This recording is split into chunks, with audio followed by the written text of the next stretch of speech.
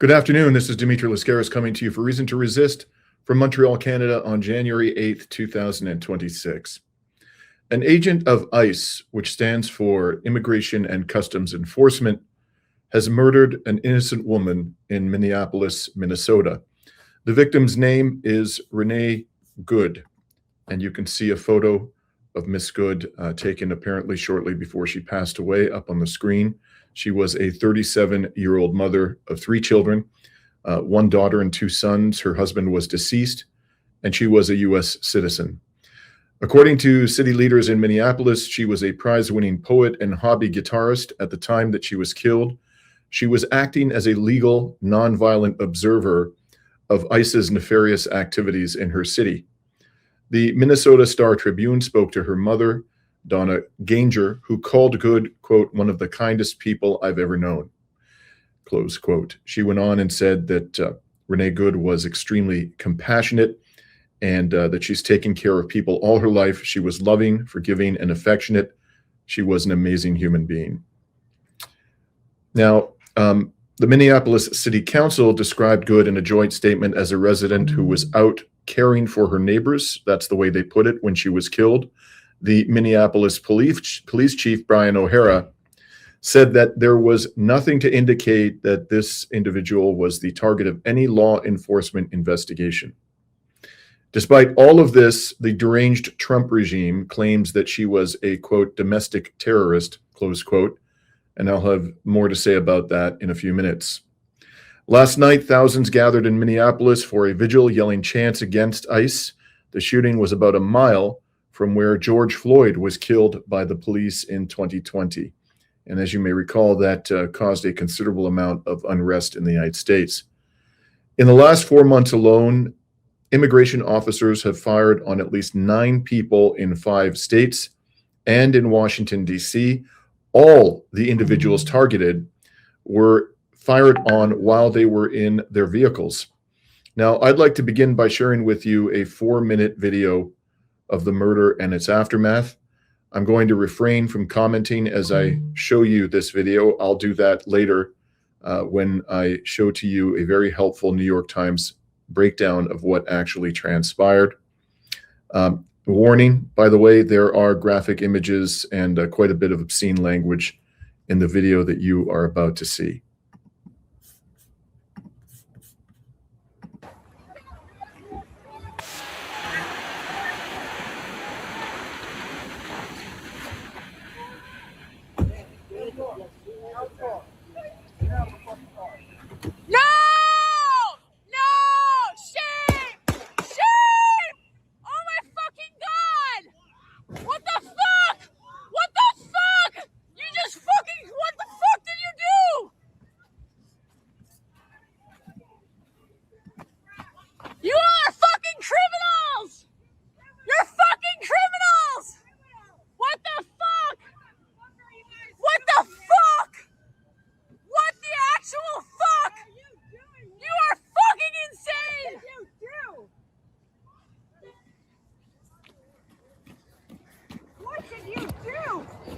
You! Shame! Shame! Shame! Shame! Shame! Shame! Shame! Shame! Dude, what's happening to her? What happened?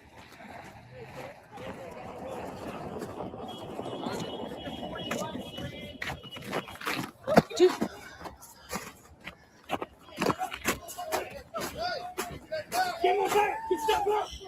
Okay. Dude, you shot her.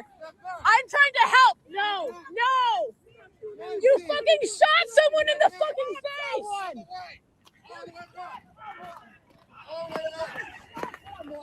You shot someone in the fucking face. Do you have a conscience? Do you have a conscience?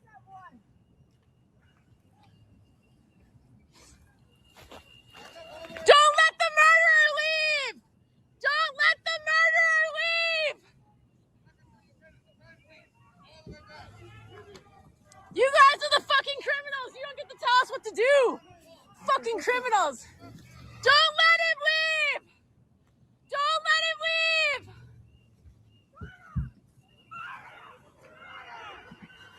pussy motherfuckers, man. No, get the fuck out of our neighborhood!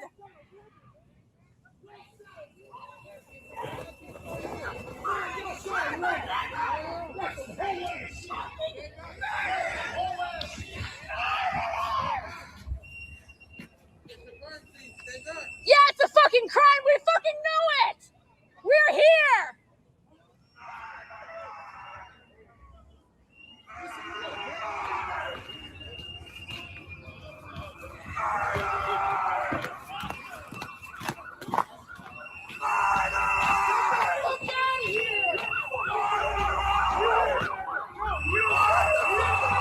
Yeah, like what the absolute fuck, man? What the absolute fuck? Do you have a conscience? Do you have a conscience? Do you have a conscience? This is the time, man. This is the time to have a conscience. This is not okay. This is not okay.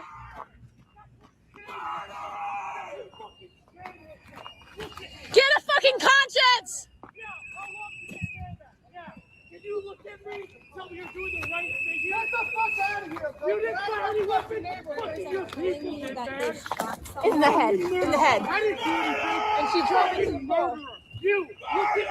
Look at me. You can't even. Watch out, man. Watch out. Why don't you look at me? I thought you could do it. You are so good.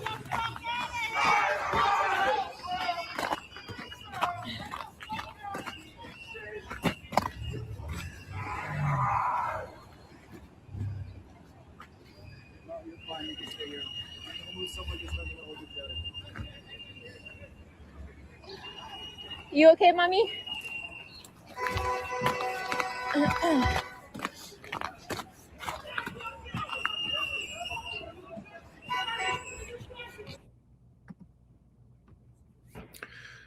Now, before we break down what happened here, let's see how the genocidal war criminal Donald Trump reacted to this brazen murder of a U.S. citizen in broad daylight. He posted within hours of the crime having come to the public's attention the following statement. I have just reviewed the clip of the event which took place in Minneapolis, Minnesota. It is a horrible thing to watch. The woman screaming was obviously a professional agitator. What does he mean by professional? Does he mean that this is her job, that she's compensated by somebody like Qatar to do it? You know, she's received some kind of world-class training in agitation.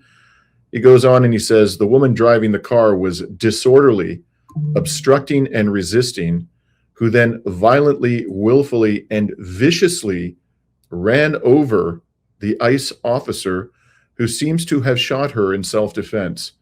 Based on the attached clip, it is hard to believe he is alive but is now recovering in the hospital. The situation is being studied in its entirety, but the reason these incidents are happening is because the radical left is threatening, assaulting, and targeting our law enforcement officers and ICE agents on a daily basis. They are just trying to do the job of making America safe. We need to stand by and protect our law enforcement officers from this radical left movement of violence and hate. Of course, it's not the so-called radical left movement that is gunning down American citizens, unarmed American citizens in the streets of the United States. But what really, I think, should offend all people of conscience and those who simply care about due process and the rule of law is that, well, quite apart from what the video evidence actually shows, and as I said, we're going to get into that in some more detail in a moment, one would think that the President of the United States, before decidedly coming down on the side of these criminals wearing uniforms, heavily armed thugs, I think is a more accurate description. Before coming down on their side, you would think that the President of the United States would at least wait until a thorough investigation has been done, simply express a position of neutrality, sympathy for the victim, and the hope that people remain calm. But instead, Donald Trump's instinct, as has been the case over and over again in situations such as this, is to side immediately with the aggressor, the killer, the representatives of the state, no matter how heinous and inculpatory the video and other evidence may be, and to rush to judgment because this is a man who couldn't care less about the actual facts or the evidence. And even when the evidence, as we will show you, utterly undermines the claim that there was a justification for this cold-blooded murder, he'll nevertheless insist until he's blue in the face that the law enforcement officials are innocent and that the victims were the aggressors. Now, before we break down what happened, I also want to share with you the reaction of Jacob Frey, the mayor of Minneapolis, where this atrocity occurred. He had a very different response to this brazen crime, and I'm going to play for you about a 3-minute clip where he says some things you're not going to hear very often come out of the mouth of a mayor of an American city. Right now, and we collectively are going to do everything possible to get to the bottom of this, to get justice, and to make sure that there is an investigation that is conducted in full. But what we do know is that a 37-year-old woman is dead and that she was shot by ICE. We've dreaded this moment since the early stages of this ICE presence in Minneapolis. Not only is this a concern that we've had internally, we've been talking about it. They are not here to cause safety in this city. What they are doing is not to provide safety in America. What they are doing is causing chaos and distrust. They're ripping families apart. They're sowing chaos on our streets. And in this case, quite literally killing people. Before I continue and show you the rest of this video, I just want you to take a look at the rather muscular police officer. Looks like a senior member of the force. Perhaps that's the captain of Minneapolis police. I'm not sure. And I don't know. I'm not a body language expert, but my read of that police officer is that he's not particularly comfortable with the statements coming out of the mayor's mouth. And if you look very closely, you can see he's breathing very quickly and very heavily, this police officer, because as you just heard and as you're about to hear, Frey's commentary about another branch of American law enforcement, namely ICE, is absolutely scathing. So they are already trying to spin this as an action of self-defense. Having seen the video of myself, I want to tell everybody directly, that is bullshit. This was an agent recklessly using power that resulted in somebody dying, getting killed. As soon as it happened and we learned of the incident, we had several priorities. The first, of course, was to get the victim to the hospital and to get care as soon as possible. To the family, I'm so deeply sorry. There's nothing that I can say right now that's going to make you or your relatives or the friends of the victim feel any better. There were, I believe, 2 Minneapolis police officers that responded and were in the ambulance on the way to the hospital. The second was to get ICE off of the scene. There were dozens, if not hundreds, of ICE and federal officers that were there at the time. Hundreds, I repeat, hundreds of potentially ICE officers in this one area. What is descending upon the cities of America is not simply a few rogues, but actually a massive paramilitary force, which has no regard whatsoever for human life or basic principles of human decency. Having them there was only causing more chaos. Having them there was only making a difficult situation even more problematic, and one that, yes, they created themselves. There's little I can say, again, that'll make this situation better. but I do have a message for our community, for our city, and I have a message for ICE. To ICE, get the fuck out of Minneapolis. We do not want you here. Your stated reason for being in this city is to create some kind of safety, and you are doing exactly the opposite. People are being hurt. Families are being ripped apart. Long-term Minneapolis residents that have contributed so greatly to our city, to our culture, to our economy are being terrorized, and now somebody is dead. That's on you. And it's also on you to leave. It's on you to make sure that further damage, further loss of life and injury is not done. I guess we all now know how to say "get the fuck out" in sign language. Those were choice words indeed, and I don't recall ever hearing language like that directed at any branch of U.S. law enforcement by any political official. But if ever there was an occasion on which such language was warranted, this is surely it. I will say, however, that I thought that the mayor was being rather charitable when he said that this shooting was reckless use of force. This was, as I say, and for reasons I'm going to explain, in my opinion, an execution.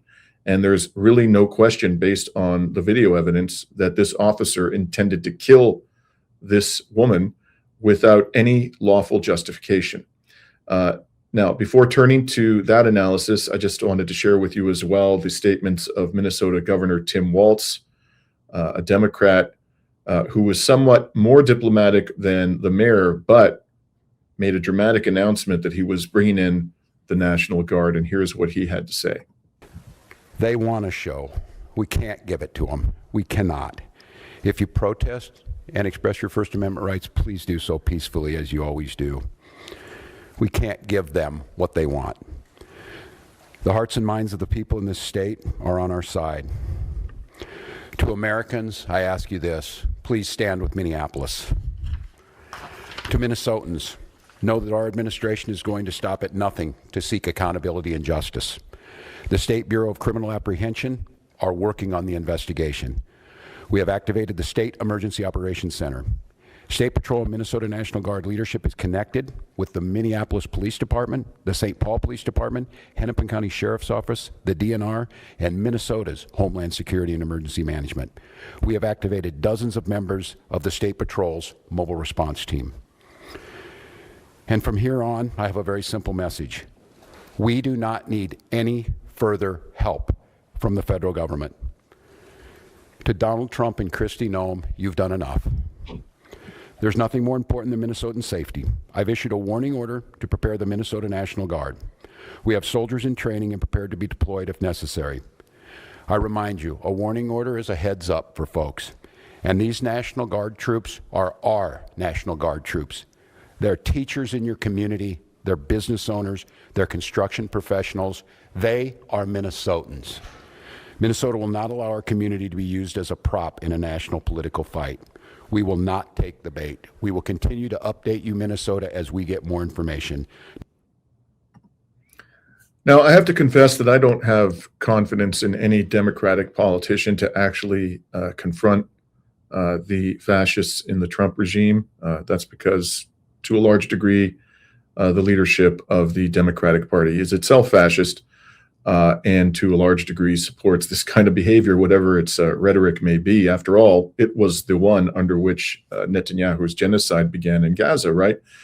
So really, at the end of the day, what are the differences between these two political parties other than the rhetorical differences? We shall see. And just to be clear there, he wasn't saying he's actually going to deploy the National Guard in the streets of Minnesota to protect the people of Minnesota, the good people of the state, from these fascist thugs.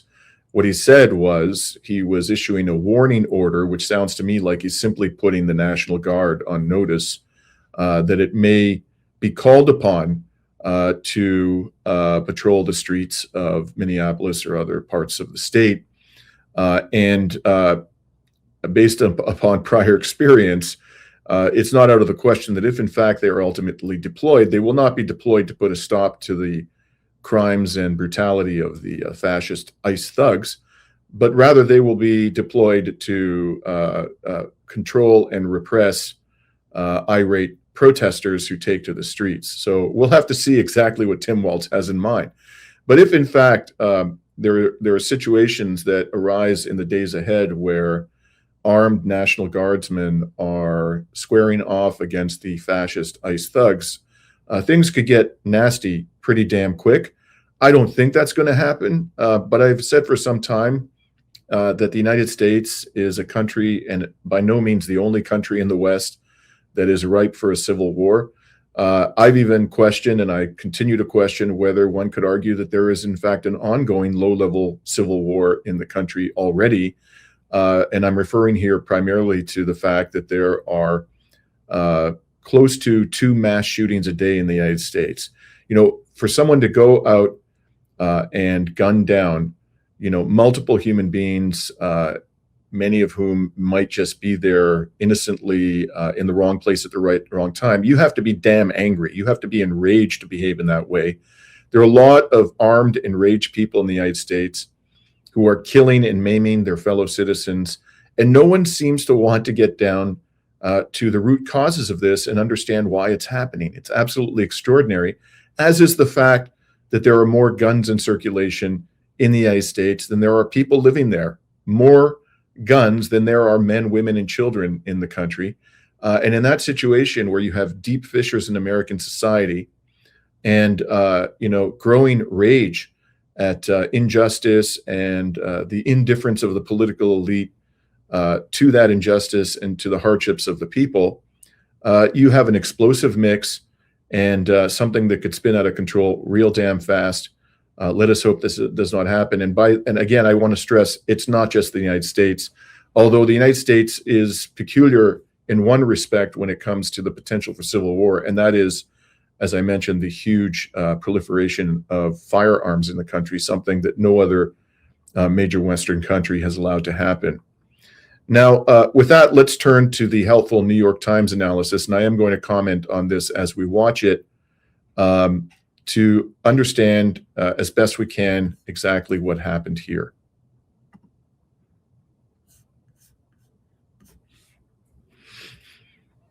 On Wednesday, in Minneapolis, a federal agent fatally shot a motorist. Now, he's going to talk about this, but I just want to show you right here that the shooter, look at the distance between the shooter's body and the vehicle as he fires. At this point in the incident, he fired 3 shots. At least 2 of the shots were taken when he was beside the vehicle and the vehicle was moving away from him. And you can see here unequivocally with the gun, point blank range, pointed at the level of the driver's head. The vehicle is moving away and is nowhere close to causing him any kind of injury or posing a threat to him. 37-year-old Renee Good. Trump administration officials said these were, quote, defensive shots fired because the officer was being run over. And a woman attacked them and those surrounding them and attempted to run them over. But our analysis of bystander footage, filmed from different angles, appears to show the agent was not in the path of the victim's SUV when he fired 3 shots at close range. Here's how events unfolded. Moments before the shooting, the victim's maroon SUV is stopped in the middle of the street. Multiple unmarked federal vehicles are idling nearby. Secretary Noem alleged the motorist, quote, was blocking the officers in. Bystanders are blowing whistles and yelling at federal agents. So just want to stop there. The sort of atmosphere at this particular moment is one of tension, and these thugs are basically being subjected to verbal abuse with complete justification by people from the community who don't want them there. And so undoubtedly, this caused a considerable amount of irritation to some of these thugs who are not particularly prone, based on prior experience, to controlling their emotions.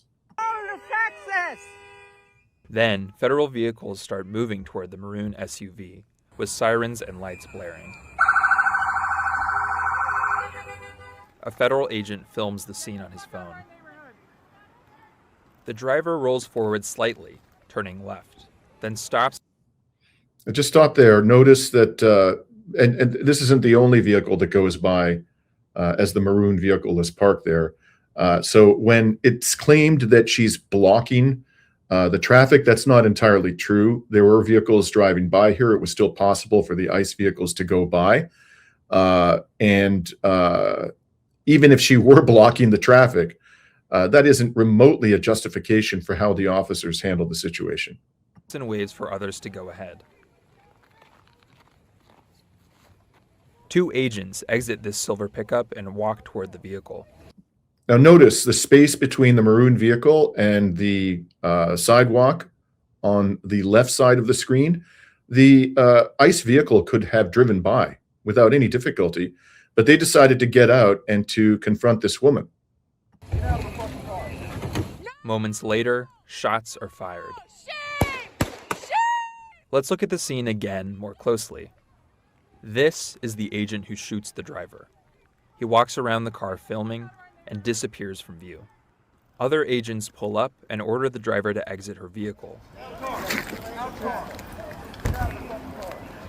One of them grabs at the door handle and reaches inside. The SUV reverses, then turns right, apparently attempting to leave. At the same time, the agent filming crosses toward the left of the vehicle and grabs his gun. He opens fire on the motorist and continues shooting as she drives past. Just stop there. That's the shooter. That's the killer right there. Now, Donald Trump said in his post that he was recovering in hospital. You're telling me this man was injured and injured to the point where he required hospitalization? Are you kidding me? The moment the agent fires, he is standing here, to the left of the SUV, and the wheels are pointing to the right, away from the agent. This appears to conflict with allegations that the SUV was ramming or about to ram the officer. Now look at him walking there. He has at best a very slight limp at that stage. He seems calm. He calmly puts his firearm back into its holster. Maybe he got a little knock on the knee. Maybe he had something was causing him to limp slightly before this incident. We don't know. But to say that this man was run over and was in need of hospitalization is frankly preposterous. President Trump and others said the federal agent was hit by the SUV, often pointing to another video filmed from a different angle. Now, I just want to pause there. I'm going to come back and comment upon this. You saw what just happened to the SUV after the driver, Renee Good, was shot in the head. Predictably, it went out of control. In fact, the vehicle accelerated because perhaps she slumped forward at a moment when she had her foot on the accelerator. And fortunately, it didn't kill anybody in this residential neighborhood where there were plenty of people on the sidewalks. It was stopped by a parked vehicle, which suffered quite significant damage. But I'm going to come back and talk about that in a moment. And it's true that at this moment in this grainy low-resolution footage, it does look like the agent is being struck by the SUV. But when we synchronize it with the first clip, we can see the agent is not being run over. In fact, his feet are positioned away from the SUV. The SUV crashes into a white car parked down the road. A bystander runs toward the collision. The federal agents on scene do not appear to rush to provide emergency medical care. Eventually, the agent who shot the motorist approaches the vehicle. Seconds later, he turns back around and tells his... Now, you're telling me that man right there, the shooter, required hospitalization? He doesn't even appear to be limping slightly in that part of the video. Colleagues to call 911. Shame! You shot someone! You shot someone! Agents block several bystanders who attempt to provide medical care, including one who identifies himself as a physician. They blocked someone who identified himself as a physician from providing medical care. There's no one in this image providing medical care. I'll come back to that as well. Go check a pulse. No! Back up! Now! I'm a physician. I don't care. At the same time, I don't care. That's the response of the fascist ICE thug when this individual says, I'm a physician. Several agents, including the agent who opened fire, get in their vehicles and drive off, apparently altering the active crime scene. So again, as you just heard, the ICE agents prevented a man who identified himself as a physician from treating the victim. At the time when the physician was prevented from treating the victim, an ICE agent can be heard to say, not in this video, but in another video I've watched, that emergency services personnel were on the scene. That's what he claimed. In fact, no medical aid was provided for about 15 minutes. And when medical first responders arrived, their vehicles could not access the site because of the ICE vehicles, and they had to walk to the driver. A second point to be made here is that when the ICE agent shot Renee Good, the SUV she was driving accelerated and, as I pointed out, crashed into a parked vehicle. Now, it was entirely predictable that that would happen. Obviously, if somebody's taken a bullet to the head, they're not going to apply the brakes. That's extremely unlikely that they'll be in a position to do that or to steer the vehicle. And because, you know, the physics are such that the person may well slump over after taking the bullet to the head, that may cause their foot on the accelerator to press forward, causing the vehicle to accelerate. And so it's, again, entirely predictable that if you shoot a driver of a moving vehicle, particularly a large vehicle like an SUV, that vehicle is going to accelerate, go out of control, and potentially injure or kill innocent bystanders. This was a residential neighborhood. There were people on the street. What if there had been children, you know, behind that car that they crashed into, came out at the last second and got run over by that SUV or crushed by that SUV? That was something that was entirely possible, particularly in this kind of an urban environment. And I would have thought, I'm no police expert, but I would have thought, and as a citizen, I would demand that police be instructed to use lethal force against a driver of a moving vehicle, particularly one in a residential neighborhood that is as large as this vehicle, only in the most extreme of circumstances because of the potential for injury or death to innocent bystanders. This should be done only when there's no other alternative. And there's clearly in this video evidence, no lethal threat posed to the officer who shot 3 times at the head of the driver of this moving SUV from point blank range.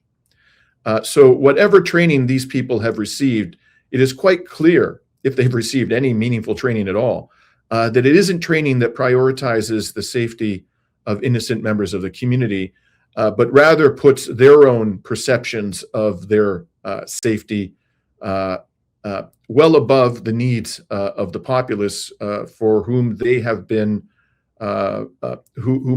assigned to protect ostensibly. Now, another point I want to make about this is that the ICE shooter fired 3 shots at point blank range at the victim's head, and that shows beyond a shadow of a doubt that he was determined to kill her. You do not fire 3 times at point blank range at the head of a human being unless you're determined to end their life. End of story. And as you saw, at least 2 of those 3 shots were taken inches away from the head of the victim at a point in time when there was clear separation between the body of the officer who was shooting and the vehicle was moving away from the officer and was swerving to the right, whereas he was on the vehicle's left. So even if he could say, this officer, that at the time he fired the first shot, he had a reasonable apprehension that his life was in danger, and I don't think he could make that argument credibly here. At most, you know, he was at risk of having his knee grazed by the front bumper, but he was not in a position to be run over by the vehicle. But even if you were being extremely generous to him and you're saying, okay, when you took the first shot, you had a reasonable apprehension that you were your life was in danger, he has absolutely no argument that he had a reasonable apprehension that his life was in danger when he shot the second and third times at the head of this individual at point blank range. You've heard me say that this shooting was an execution. Now, I want to be clear when I say that. I am not alleging, although this could be true, I can't read the mind of this ICE thug.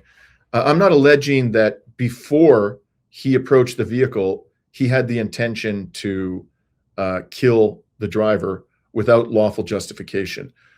What I think happened, the most plausible interpretation here, is that they were operating these thugs, these very poorly trained, trigger-happy, authoritarian, fascist pigs, were operating in an environment where their tensions were up, their emotions were raised because there were people in the streets who were calling them names and who were demanding that they get the fuck out of their community with complete justification, of course. And so this person, this officer, when presented by an individual who was determined not to follow the instructions of, the ICE agent who was trying to open her door and was trying to drive away, he thought to himself at that particular moment, he was just itching for a reason to harm one of these people. And it occurred to him that he had a pretext to kill her when she began to drive the vehicle close to him as the other officer was trying to open the vehicle, the door of the driver's side of the vehicle unsuccessfully.